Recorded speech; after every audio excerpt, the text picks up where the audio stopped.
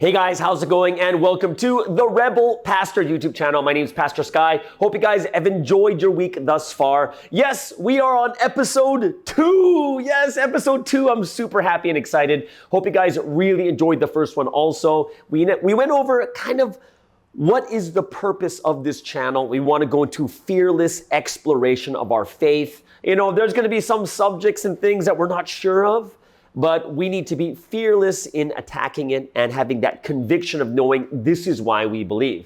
Now, for me, I just want to kind of get a little bit honest and open about certain things. Like, number one, the first episode, I would say, is always the hardest. It is the hardest, guys. I haven't done a live episode in 3 years. I was checking the YouTube channel. My last live video was July 21st, 2021. So, you know, if you haven't done anything for 3 years, it's really nerve-wracking. I get anxious and nervous. But I do think that the good thing is that once you start something, you gotta kind of keep rolling with it. And this is why you saw like little clips coming out and YouTube shorts of that first episode. I just wanna make sure that we can start getting busy with this channel once again. I took like a year off this channel. A lot of different things that were going on last year that I had to focus on. But now that I'm back here on YouTube for this channel, I'm very, very thankful and grateful for those of you guys who are staying and have been with us since the very beginning. Now, you know, after you do the first episode, you kind of look back at the episode, you know, which is kind of, you know, it's kind of tough when you look back at yourself, right? And you're listening to yourself, you hear and see all the mistakes. And for me, one thing I did realize was, if this is going to be a podcast, I got to be relaxed and comfortable too, right? It can't just be me like trying to preach or trying to say something to you in a very strong way. But, you know, this has to be a podcast where we can listen, talk to each other, and really connect. Like, one thing I did realize from the first episode and watching it, like, I wouldn't say there was anything cringe or anything like, I can't believe I did that. It was more of, it's like, oh, I see what I'm doing. I see the nervousness, right? I see myself in that position like, oh, it was too strong there, or I should have done this here. And I looked back and I said, you know what? One of the things that was really, because I was so nervous and anxious about my first live, right? Because, you know, when you're pre-recording and then you're editing and you're cutting things out, like, live is live. Every mistake comes out. But when you pre-record, you cut out all the mistakes. So it's a lot easier. You know, it's kind of like makeup, right? Makeup covers up a lot, right? And in the same way too, your pre-recordings and your editing, it covers up all the mistakes. And I thought about myself, and like, I'll tell you guys, that day when I was doing the first live stream, I was so nervous. Like, I got so many things done in the morning just so I could prepare everything really right. And, you know, there's some things that, I kind of went like, these are some of the things I did. In the morning, you know, I did my work, I did some recordings, and then I went to go get a haircut. And the funny thing is, I got a haircut, but I'm wearing a hat. So it's kind of like, why do I even need a haircut? And then I also, like, guys, don't laugh at this, I got my eyebrows tweezed. Because I'm like going, well, I'm going to be on YouTube and they're going to see everything and they're going to see how messy it gets. So, you know, I even got my eyebrows done. And then, you know, I was really nervous the week before. So I got like these huge pimples on my chin. And I was just like, ugh, like, is this going to show up on the podcast too? And then I realized, like, hey, guess what? We could just put a mic here and we can cover everything up here with the mic. But actually, this is actually new right now too. We're just trying a bunch of different things with this podcast so we can make it better and better and improve. And I think that's something that everyone will appreciate, is if we keep getting better and better. So after watching that first episode, I kind of calmed myself down. Like, you know, I'm not anxious or nervous right now, right? I calmed myself down. I'm a lot more chill. And, you know, I think one important thing about a podcast, since it's more long form, I do think one of the most important parts is just the ability to connect with each other, like me and the audience. And we can't connect if I just kind of tell things to you. we got to kind of get to know each other also. And this is why we have that live chat room going. People can write down, answer questions that I put into this podcast. And I think this would make it a lot more, we're growing together, right? So, I want to start with a little bit of connecting with you guys. I just want to connect for a little bit because a lot of people out there probably don't know who I am. Yes, I am Pastor Sky. I'm from Canada. And currently at the moment, I'm in Malaysia doing these recordings, but I'm someone who travels a lot because I'm a digital nomad, right? So I travel from here to there. I'm recording in one country, then the next. Like 3 months ago, I was in Taiwan. 4 weeks before that, I was in Korea. 4 weeks before that, I was in Canada. So you'll see that I do travel around a lot. And part of it is because I was a missionary for like 9 years. I did missions work, going to pioneering churches or pioneering a brand new church in different countries. And I would say I've been to about 23, 24 different countries just doing missions work. And it's not, there's different types of missions work. There's the missions work where you're building a house or you're volunteering at a school. For me, it was straight church planting. Like we would go to a country and we would start a church from scratch with just 2 or 3 of us. Like we do that in Africa. We did that in Europe. We did in other countries too. But one of the questions that someone did bring up, and I thought it was a good question, and it's a good way for us to connect, is they're like, well, Pastor Sky, how did you become a pastor? And I'm like going, wow, that's a pretty boring question. I'm like, isn't that kind of boring? But when you really look back and you think about how things happen in your life, it's actually really amazing. And it really does remind me of this verse from Jeremiah. Jeremiah chapter 1, verse 5. This is a verse, I think many people do know this. And what God says is, before I formed you in the womb, I knew you. Right? So even before I was born, God says that he already knew me. So what does that mean? So in my head is, after I started looking back on how I actually, became a pastor, I started looking back further and further, even before I was born. And it's actually really amazing how God has worked in my life, even before I was born. And I would say this would be a great exercise for people too. Talk to your parents. Talk to your grandparents, find out how you came to be, right? Why you're in that situation. Like my parents are first generation Korean. They immigrated to Canada in the early 70s, right? And the story is quite interesting. It's amazing because a lot of these stories I haven't heard until like within the last 5 years. So I was born a Christian, but Christianity in my family happened from South Korea, from my grandfather. My grandfather was a pastor, and he wasn't just a pastor, he was a pioneering pastor. So he did kind of like missions work inside Korea. So for those guys who don't know, Christianity hasn't been in Korea for a very long time. It's flourished like crazy, but it hasn't been there for a long time. So my grandfather has this Moses story. So what's this Moses story? Way back in the past, if you guys don't know, Korea was a very poor country. Lots of depression, not depression as in mental illness, but depression meaning that, the economy wasn't very good. However, my grandfather, his business was actually pretty good. So he's doing well in his business. And one day he picks up the Bible and he opens up the Bible and he starts to read the story of Moses. And he gets inspired.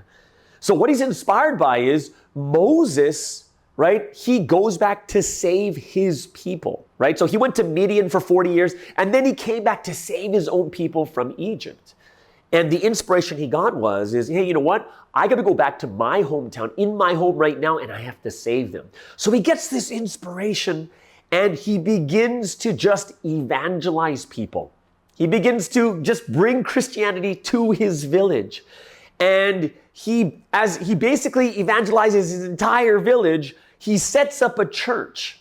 And then what happens next? He's like, all right, church is set up. A pastor comes to take over the church. And then he moves to another area. So he goes to another area, does the exact same thing. Moves to another area, does the exact same thing. And I was talking to my aunt. And this is probably like 2015. So it's like 9 years ago. My aunt was telling me that my grandfather To her knowledge, she can remember 23 churches that he pioneered, right? So it's not a small thing. He was like one of the original pioneers of Christianity in Korea, right? When he's kind of spreading the churches all around the villages and in his area, which is, for me, is an amazing story in itself. So how did my parents meet? My parents met, like the last church my grandfather pastored or pioneered was a church in a city called Gongju. And this is actually, the name Gongju actually means princess. I don't know why they call it that, but it's like this princess city, right? He starts a church there, and my grandfather's son, which is my dad, meets my mom inside the church. What's even cooler is my dad's younger sister was my mom's best friend. So my mom's best friend gets married, and then she marries her best friend's brother. As cool as that sounds, right? So how does it get from, like, it's really amazing. How does it get from there, all of a sudden they all moved to, my entire family on my mom's side all moved to Canada. And when I asked my mom about this, she said that my uncle, like the eldest uncle, my mom's eldest brother, he won an essay contest at his university. And the winner of the essay contest gets like 20 people to move and immigrate to Canada for free. Talk about a crazy prize. You know what I mean? It's like, today that would be worth way more, right? But yeah, back in those days, in the 60s, there was like this contest, and the winner gets to immigrate to Canada and bring his entire family with him. My uncle wins the contest, and the entire family immigrates to Canada. And that's how I got to Canada. That's how I am looking, I look Korean, but I'm so Western in thought. Like, I'll tell you how Western I am. I have a really hard time living in Korea. Even though I'm Korean, even though my parents have the Korean culture, they speak to me in Korean, I have a really hard time. Why? Because my brain is Western, and Korea is too Eastern for me. It just is. It's too collective for me. I am more individual. I am more independent. So I lived in Korea for like 4.5, 5 years. I had a difficult time, right? For me, I can't live in Korea. It just doesn't fit my mindset. I love Korea. I love the Korean people. I love the country. I love the food. It's just that it doesn't fit me because my mind is way too Western, right? So my parents ended up moving over to Canada, and one of the big first groups of Koreans that moved to Vancouver, and they had this one church that all the Koreans went to, right? It was a United Church. We rented a United Church, and I think there's like a couple thousand people there, but I think that was all the Koreans in Vancouver, right? So it was kind of like a social thing, and people came together to meet other Koreans and such.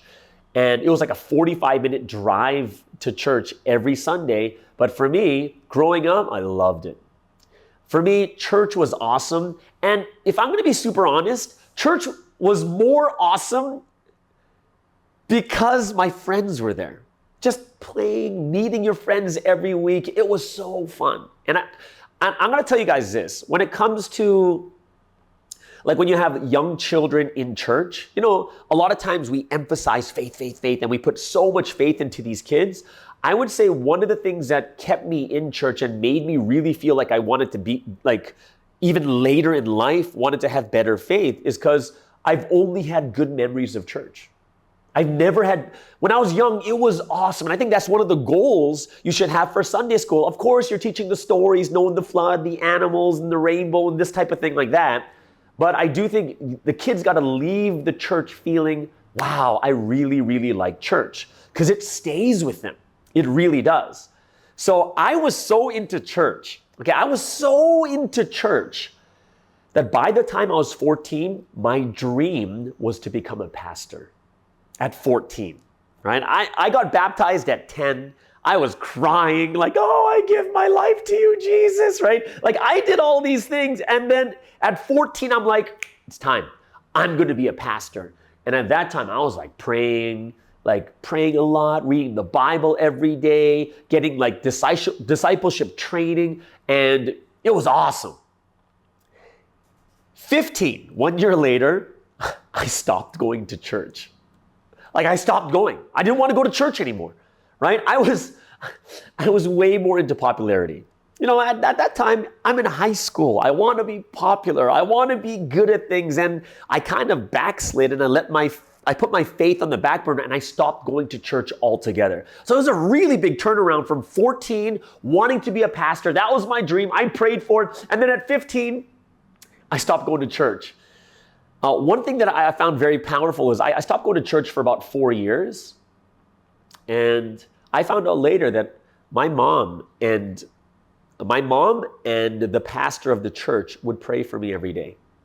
Right? And I consider that one of the most powerful things about prayer is I didn't even know until like years and years later, right? Even after I came back to church, after I came back and had great faith, I didn't even find out till years after that they were praying for me every single day. So I would say to you guys, like there is a huge power to prayer that we have to understand. Prayer is so powerful that if you really think about all the things that have happened in your life and all the things that you have done and you've prayed for and you've gotten, you will realize, wow, prayer is amazing. Like I have so many stories of prayer where I've healed other people, and it's not even me, right? It's God healing. And I've healed myself. Like I'll tell you this one story about prayer in my life. When I was 13 or 14 years old, and that's when I was really, I wanted to be a pastor. I think I was 13 or 14. One of the things about me is I have an older brother. He's only a year older than me, and I hero worshiped him. It's just kind of like everyone looks up to their older brothers or older sisters, whatever it is, right? I really looked up to him. He was awesome at sports, like awesome. And one of the sports he super excelled at was American football. And he played on a team, and every time everyone's like, oh my gosh, he's so awesome. And I'm like, yeah, that's my brother, right? And I hero worshiped him. So here's my brother. I worshiped him, right? Not literally worship, but hero worship, right? I loved my brother. And since he was playing football, I wanted to play football. So here he is, and I'm like, all right, next year I'm joining football, but here I am, this skinny little kid. I'm like, I'm so skinny. I'm like you could break me like a chopstick. I was that small, right? So first practice, they put me at tight end. I don't know why. And those of you guys who look up tight end, if you guys know who Travis Kelce is, he's really famous right now because he's dating Taylor Swift. He's a tight end and he's huge. I was tiny. And first practice, they give me the ball. I start to run. And one of the, is practice, someone hits me on the knee and I hear a pop. And I'm like, oh, my knee. And my knee was really sore.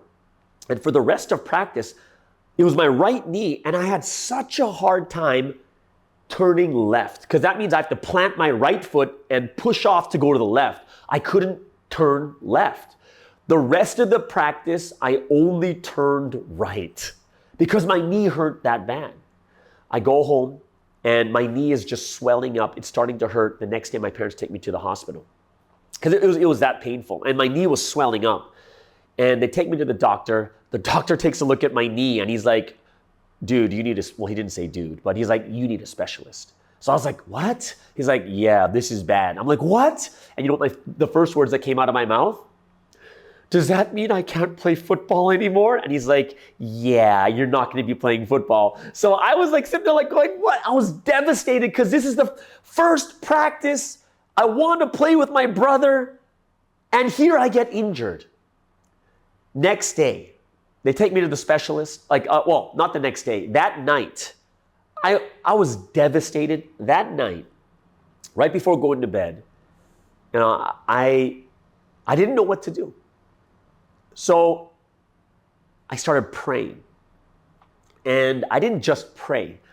I cried. I think it's probably one of the first times I was that sincere in my prayer and I cried to God. You're 14 years old and I'm crying to God like, God, please let me play football with my brother, right? Like I would be praying this type of prayer. It was pure, it was innocent, it was sincere, it was honest, right? It was something I really, really wanted. And something happened. All of a sudden, I start shaking. It starts with my leg starts to shake. I'm like, what's going on? Then my entire body starts to shake. I start sweating like crazy, and then I faint. I open my eyes. It's the next morning. I'm like, what just happened? And I get up and my dad's like, let's go to the hospital. And I was like, what just happened last night? I barely remember anything. We go to the specialist, takes a look at my knee, and he says, what are you doing here? You're fine. And from that point on, I had no problems turning left or right. My knee was healed.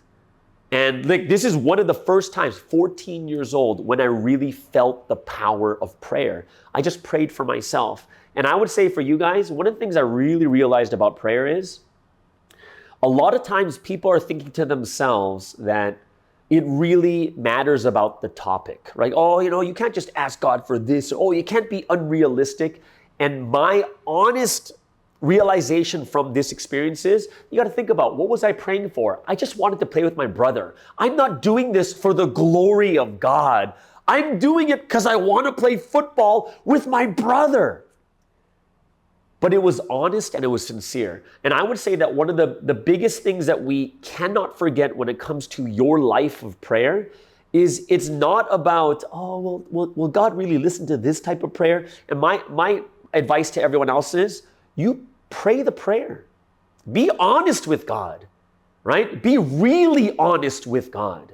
And you know what? Yeah, sometimes God may not, right? Sometimes He may not answer your prayers, but you're not going to get those prayers answered if you don't pray them, right? And I'm a firm believer in human responsibility, which means that we need to pray. And one of the things that I look at is, if you don't pray about it and God gives it to you, how do you know it's God? Do you know what I mean? How would you know it's God if you don't pray and you just gain something that you want? But what if you sit down and you pray sincerely, devoted, God, I really need this, and then you get it? What happens? You know absolutely that it was God. And that's why I'm telling you guys, you got to pray. Right? Pray honest, sincere prayers. And you guys got to be honest, in front of God and say, God, this might sound weird, but this is what I really want. And that's fine. That's fine. Are we going to have unrealistic prayers that are not going to get answered? Absolutely, but we don't know which one's which. We don't. And that's what I'm telling you guys is, you guys got to pray the prayer, right? Now, what happened? How did I come back to church? At 19, I moved away from home to Los Angeles. And one of the things is, I really felt like God pulling my heart saying, it's time to restart. So if I stay in Vancouver, I'm going to have my reputation, who I am, people who know me. You move to a new place and you kind of get to restart. And I realized this is interesting because a lot of people in the Bible too were told to leave their homes first, right? In order for them to truly be to have that connection, to encounter God. Like Moses went away for 40 years to Midian. Abraham was sent away from Haran and he went to Canaan, right? Think about Joseph. Joseph was sent away from his family, and Jacob was sent to his uncle Laban's house. Many times in the Bible, God has to take you out of your comfort zone in order for Him to speak to your heart. And when He speaks to your heart, you can readily receive it more because you have nothing to rely on. It's brand new. There's no one there that you know. And I moved to LA to my uncle's house. And this is where I found my faith again. And from there, I found my faith. I began to volunteer at church. I was at the campus Christian club. I was doing Bible studies. I was doing the praise team. I was just volunteering as many things as I could. And eventually it got to a point where I was able to discuss with leadership and say, hey, this is what my goal is. I want to become this, I want to become a pastor. And then I started my training. I became a missionary for 9 years, just training, pioneering churches. During that time, if I wanted to be a pastor, I did need to get my Master's of Divinity. I had to get like some seminary degree. So I took an online seminary degree. And the reason they did that for me is because I was a missionary. I was constantly going everywhere. I do everything online. I do my tests online and stuff like that too. And eventually I was ordained in 2014 in South Korea, because at that time I was doing my school over there for a seminary. And then in 2015, a year after my ordainment, I pastored my first church, and that was in New York, right? In New York, in the center of Manhattan. And I pastored that church. About 4 years later, I just kind of felt God kind of pulling me away, saying, hey, this is not the right fit for you. I got something else planned for you. And now, after 2019, at the end of 2019, 2020 until now, I've been working on YouTube and going to different countries, speaking and doing these types of events here too. So that's kind of how I made it to this point right now. And that's kind of my general story of how I got to this point here. And like, even for me starting, I started off with doing like podcasts, but not like a video. I just did like an audio podcast for my church. It was just for my church. That's how I started these things. And then eventually came into YouTube. So that's kind of how I got to this point, and now why I'm doing these podcasts. So I'm here, and I'm here to connect with you guys, to relate with you guys, challenge you guys. And like I said from the first episode, it's that time for us to have that fearless exploration of faith. And I think there's no topic that's out of bounds. I think there's some topics we may not have an answer for, but at least for the ones that we really talk about, we can dive deep into it and really think to ourselves like, is this really the answer, or is this something we've just accepted because someone told us? And I do think part of our responsibility as people of faith is not just to accept everything you hear. You got to check everything. And that's why even for me, whenever I want to give you guys an answer or give you guys a take, when someone asks a question, like there's a great question that came from the episode 1 in the live chat replay, right? So we were trying to figure out how to do the live chat replay so it keeps, if you watch the video again, you can read the live replay. I was trying to figure out how that actually works so that it'll save, and then when you watch it again, you can see the live replay. But I think it'll be ready for today's, right? So people can go back and I can look back and see all the questions that people asked. Like I said, guys, when it's live, the hard part is I'm like 8-9 seconds ahead. So sometimes I'm already into the next story or the next question or the next thought. And then your question pops up and I may not see it. So I have to kind of scroll back, or I'll talk about it in the next episode. That's what I'm going to do today too. From that first episode, I really want to have this connection where you guys can talk and say certain things and we can discuss it together, right? We can discuss it together. I got a question for you guys, and you can write in the room. This is a question I have for you guys is, I'm not sure about like Asia and such, but for Western countries like Canada and America, for some reason, it seems like every pastor knows how to play guitar. They were on the praise team, like a praise leader. Is that normal also everywhere else? So my question to you guys is, have you guys ever played or like been on the praise team or the band for church? For me, I played guitar. I learned guitar first. Then I was guitar, praise leader, and then I did the drums.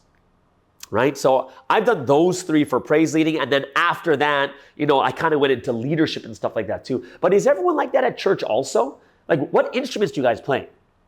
Do you guys play, for even right now, I haven't played guitar and drums in such a long time. I play piano too. And the only reason I play piano is because I'm Asian. Because how the Asian parents, you either play one of 3 instruments, guys. If you're Asian, it's piano, it's flute, or the violin. It's one of those 3, and all these kids do it. Like, I'm typical. My parents are from Korea. They brought me here. I played piano and I did taekwondo. the Korean martial arts. I got my black belt and everything else when I was like 12 years old, right? So for me, I was like, I did all the things that the typical Asians do. I'm not sure about other races and stuff, but I know that it wasn't just me. All my friends at church, all the Koreans, these second generation Koreans at church, they all played something. It was either piano, flute, or violin. I don't know, maybe it's you guys the same thing too, but yeah, in the chat room, what instrument do you play? And did you ever play on the praise team or the band? Right? That's something quite interesting. And I think that, you know, what was the first instrument I actually played in my life? It was piano. But at school, the first instrument I played at school was the recorder. You guys know what a recorder is, right? We all had to go into it. My elementary school, we had to learn the recorder, and everyone had to do choir. Everyone. And I'm going to tell you this. My elementary school, called Sperling Elementary, okay? They were famous as a choir. Like, we had this amazing teacher, Mrs. Lapthorne, and she, like, just to get in the choir, you had to go to choir, but you had to try out. Everyone had to try out kind of thing, right? And the choir was so good. Like, after I left, like my best friend's younger brother, he was still at the elementary school. The choir was chosen to sing in a real musical called Joseph and the Technicolor Dreamcoat. And they were part of the musical, the choir in the musical. You know, go, go, go, go, go, go, go, go, Joseph, you know it. You know, you guys don't know that? No, maybe? I don't know. If you guys have seen it, let me know. Put it in the comments, right? But there is this musical, and that choir was selected to be in the musical, and they were getting paid every week to be in the musical. So that's how famous the choir was. Was I that good? No. I was an alto or a baritone. I think baritone's the right word. I don't know. I'm looking at my the person who does my the live stream. She's a choir director. Can guys be alto? No. What are guys? Guys are bass or baritone, right? Okay, so I can't be an alto, right? Because that's for girls apparently. But I was definitely not a tenor because I couldn't sing that high. But I think I was a baritone. I wasn't a bass. I'm just not low enough to be a bass. But I was baritone. I think I was a baritone, but I really enjoyed it. And I thought it was really, really, I think it's beneficial for the human mind. And all the studies say that, you know, music is great for your studies. It's great for you to develop your mind even better too. All right. So yeah, write in the comments. We'd love to hear what you guys think about that too. Now, let's go into the comment for the first episode. And I couldn't see all the replays. I couldn't. It didn't save. But while I was watching, while doing the episode 1, I saw a comment, and the person's, what was his name? Like the YouTube name. It was something like,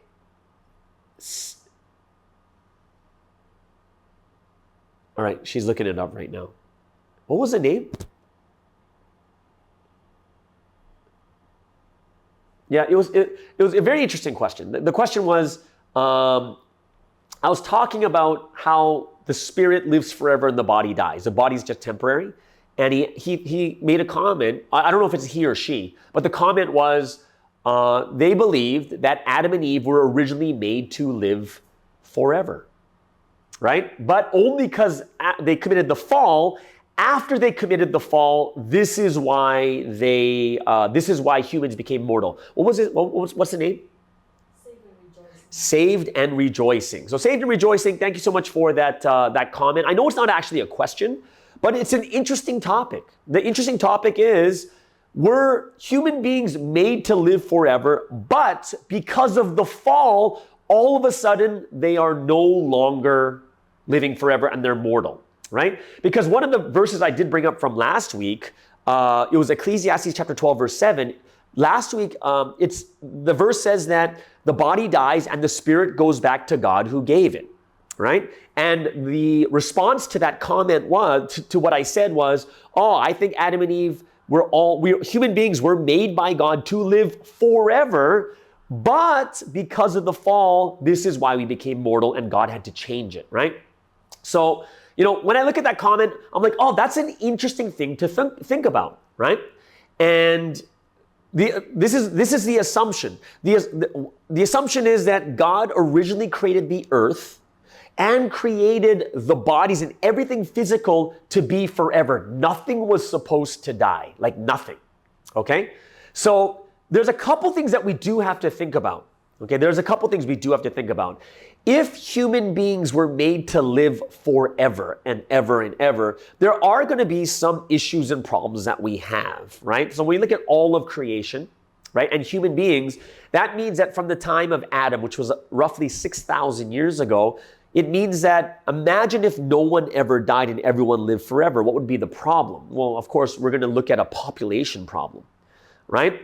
And we can't say that because of the fall, we started to reproduce. That doesn't make sense because God told human beings to multiply on the sixth day of creation, Genesis chapter 1, right? So even before the fall, we were told to multiply. So there's a big problem there, right? So even though that's a problem, I think we got to get into a little bit more of the spiritual meat of this. And the first verse I want to show you is Genesis chapter 2, verse 7, right? And this is when Genesis chapter 2, verse 7 says that the Lord God formed a man from the dust of the ground and breathed into his nostrils the breath of life, and the man became a living being, right? That's Genesis chapter 2, verse 7. So the thing that you have to understand here is, why is this a verse that kind of shows otherwise that Adam and Eve were not supposed to live forever, or human beings were never supposed to live forever, right? Because when you look at Genesis 2:7, when it says that God put the breath of life into man, the word used in Hebrew is ruach, okay? R-U-A-C-H, ruach, right? And it means breath, it means wind, but it also means spirit. So how do I know? But there's also another word for breath. So why would God specifically use ruach in this instance in Genesis 2:7? And one way you can understand that it does talk about the Spirit is if you also look at the Hebrew word for the Holy Spirit is, once again, the same word, ruach hakodesh. That is the Holy Spirit. Right? So the word spirit, ruach, is also used for the Holy Spirit, which means that even before the fall actually happened, God breathed the Spirit into human beings. Right? So the Spirit was already there even before Adam and Eve committed the fall, which means that if Adam and Eve were to commit the fall, then all of a sudden they become mortal. Then what would be the point of the Spirit in the first place? Why would God create the Spirit if we are supposed to live forever in the body, right? There'd be no purpose for the Spirit whatsoever, right? So another view I want you to take a look at as an open discussion right now is when people say that human beings are supposed to live forever in their physical bodies, but after the fall, they became mortal. One of the things we do have to look at is, in the story of the fall, what actually died, okay? Because remember, we have a body and a spirit. Ruach, the spirit, was breathed into man, and we have the body that was created too, from the rib of a woman, right? So here we have these two things is, well, in the story of the fall, what actually died? Because this is really important, because if it's the body that died, then that means what? It means that, that means that we used to live forever and then now we're dying. On the flip side, if it's the spirit that died, what happens is we know that it's no longer a physical thing, it's a spiritual thing. And that's why I'm going to quickly go over something to figure out, what died at the time of Adam and Eve in the fall? Right? So let's first start off with Genesis chapter 2, verse 17. Very, very famous verse. Basically, God says, do not eat from the tree of knowledge of good and evil, for when you eat of it, you will certainly die.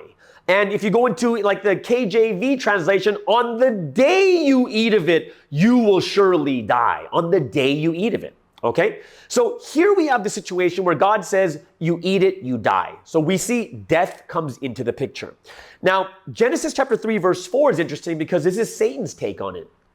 So Satan comes to Adam and Eve, and what does Satan say? He says, you're not going to die. So here we have the angel on one shoulder and the devil on the other, and the angel's like, don't eat it, you're going to die. And then the devil on the other side is like, you better eat it because you're not going to die, right? So you have, the angel and the devil, and they're like, no, you're going to die. You're not going to die. You're going to die, right? What happens? Well, they ate the fruit. All right. So now that we know that they ate the fruit, we know that death is imminent. Now, is it possible that it is physical death? Absolutely. But it's also possible it could be spiritual death. So how can we figure this out a lot better? Let's turn to Revelation chapter 20, verse 14. Okay? And Revelation 20, verse 14 is actually one of my favorite verses. It says, then death and Hades were thrown into the lake of fire, which is obviously hell. Lake of fire is hell, right? The lake of fire is the second death. And this is where the concept of two different types of death comes into the Bible. There's not just a first death, there's two ways you can die, which kind of sucks, right? Like, oh no, I don't want to die twice, right? So the first death, which one is that one? I'm not sure, right? Well, obviously we know that the first death is what? The first death is the physical death. And how do we know that? Look at Ecclesiastes 12:7. We looked at that from last week. Ecclesiastes chapter 12, verse 7 says that the dust returns, ashes to ashes, dust to dust. Your body actually turns back into dust, right? When it decomposes, right? So your body goes back and you are destined to die, right? Man is destined, there's another verse you can look at later. It's Hebrews 9:27. It says man is destined to die and then face judgment, right? So we're destined to die the first death. But the most important thing about Revelation chapter 20, verse 14 is that it says the lake of fire is the second death. The lake of fire, which means hell. The second death leads to hell. Which means, which one is more important? The physical death, which everyone's going to die anyways, or the spiritual death that actually leads to hell? Well, when we look at this, we can understand the spiritual death is much more important than the physical death. We're all going to die anyways. When God said to Adam and Eve, hey, if you disobey this command I give you, you will surely die. What was he really saying? And understanding this is so important because it changes the way that you think about your faith and how you look at God. What does it mean you're going to die?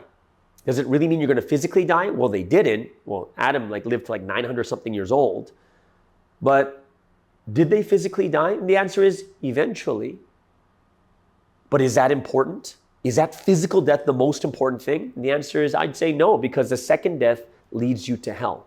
So the question is, what leads you to hell? And it's obviously, it has to do with our relationship with God. It's all about our relationship. Does it matter how healthy your body is when it comes to your life and death, what eternal life and eternal death? Is God going to say, you didn't exercise, can't come to heaven. You don't look good enough, you can't come to heaven. No, God is going to sit there and the number one thing he's going to ask is, what is your faith, right? Do you believe? Do you have a relationship with me? The relationship is the most important thing between man and God. Think about this. What does it mean to die in relationship? I'm going to tell you guys, spiritual death means the death of a relationship, the cutting of a relationship between you and God, which leads to hell. So let me give you an example. Imagine you're going to, recently, right now there's the Eras tour with Taylor Swift. Everyone's going to these concerts, right? Imagine you and your friends say, hey, I got tickets for you. Here's the tickets. We'll meet you here. But how many people go to a Taylor Swift concert? You're talking tens of thousands. Now, all these people, right? All these people, they're alive and they're walking past you. Are they alive to you in relationship? And the answer is absolutely not. Which means that if these tens of thousands of people pass by and they don't say hi to you, do you care? And the answer is absolutely not. You don't care if they say hi or not. Why? Because There's no relationship between the two of you. So you see all these thousands of people, and then you see your friend at the back, like, oh, there's my friend. And when you see them, your eyes light up. You're like, hey, over here. Even though there's so many living people around you, what matters even to us is the relationship. If a stranger passes by and doesn't say hi, it doesn't matter. But imagine the person you love walks by, don't even look at you, doesn't even say hi, and just walks past you. How would you feel? That's the power of relationship. The power of relationship is once you have that connection in your heart and you have that relationship, you're alive no matter where you are. You're alive no matter if you see each other or not. And what we know for certain, what God says is, hey, guess what? If you believe in Jesus, you will live even though you die. What does that mean? Even though we all die physically, we can still live forever if we have that spiritual relationship with God. When I look at the story of Adam and Eve, is the story about physical death or is it really about spiritual death, the one that leads to hell? What is more important to God? And the most important thing is, do you have that connection? And do you have that relationship with God, which becomes the most important thing, right? When I look at God and God in his wisdom, God who knows what's possible that people can obey or disobey, he's not going to just in my opinion, he's not going to just make human beings to be mortal and then all of a sudden, oh, they made a mistake. Oh no, well, I'm going to have to change everything around now. No, you'll see that the rules and the laws of this world have always been the same. They've never changed, right? This is why science is able to pick up things from thousands of years ago, because the way science works and the way creation is and nature is, it's remained the same, right? So I would say this would be my argument for you guys is like, yeah, were we made to live forever? And I'm going to be, nah, I don't think so. I don't believe so. The most important thing is our spiritual relationship, our spiritual life, right? Us being connected to God. And when Adam and Eve committed the fall and disobeyed, that disobedience was not a physical thing, right? Disobedience begins from here. It's a faith thing. It's a love thing. Because if I love my wife, I'll listen to her. That's just the way it is. A physical thing that I do of obeying my wife is just an expression of what's truly in my heart. All God was saying, if you love me, just listen to this one thing I don't want you to do, right? This is the thing that breaks my heart. It's the same thing between a husband and wife. If there's going to be lies, there's going to be fighting, there's going to be some, doubts or whatever going to be happening inside the marriage. There's going to be some bad things that happen. But the moment you break the love and you cheat on your husband or wife, that's the most heartbreaking thing it's almost impossible to come back together. So when I look at this too, we really need to look at, was the story of Adam and Eve really about physical death and living forever physically, or was it more spiritual? And when we look all throughout the scriptures, everything is more spiritual than physical. The last verse I give to you is John chapter 6, verse 63, and Jesus says himself, the spirit gives life, the flesh counts for nothing. The words I've spoken to you, they are full of the spirit and life. He spoke the words of God, words of faith that change the inside and not the outside. So that would be something, saved and rejoicing. Great discussion. Oh, it's not really discussion because we're not going back and forth, but that's what I would be talking about when it comes to, were human beings really made to live forever? Okay. So yeah, that was kind of like the question or the thing that we went over today. I hope it's a good topic for you guys too. Hope it's something that you guys really enjoyed also. And just let me know, do you like this format a little bit better? You can tell I'm way more comfortable right now, right? Way more chill, comfortable. I'm not like so loud and stuff, only when I need to. Technically, I'm a very, very loud person. Very, right? But I hope you guys enjoy your week and look forward to some more shorts and some clips that come up from this video too. But very thankful. If you're inspired, if you've received anything from today, go ahead, subscribe, click the notification, like this video right now. And, if you can do one extra thing, please share this video, save this video, or share this video with someone else. I greatly appreciate that too. All right? So there it is, guys. This is Pastor Sky on the Rebel Pastor YouTube channel, signing out. Everyone have a wonderful week and see you again next week. Bye-bye.